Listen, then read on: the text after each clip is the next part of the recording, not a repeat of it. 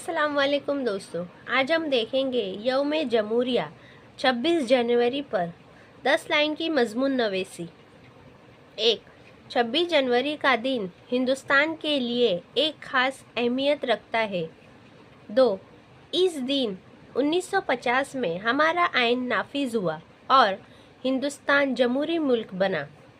3. यौम जमहूरिया हर साल पूरे जोश और खरोश से मनाया जाता है। 4.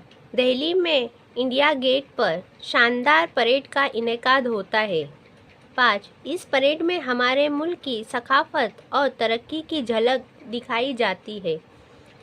6. स्कूलों में बच्चे तकरीरें करते हैं और हुब्बुल वतनी के गाने गाते हैं। 7. कौमी झंडा लहराना और कौमी तराना गाना खास हिस्सा होता है। 8. यौम जमहूरिया हमें मुल्क के लिए मोहब्बत और कुर्बानी की याद दिलाता है। 9. हमें अपने हुकूक और फ़राइज़ को समझना और इन पर अमल करना चाहिए। 10.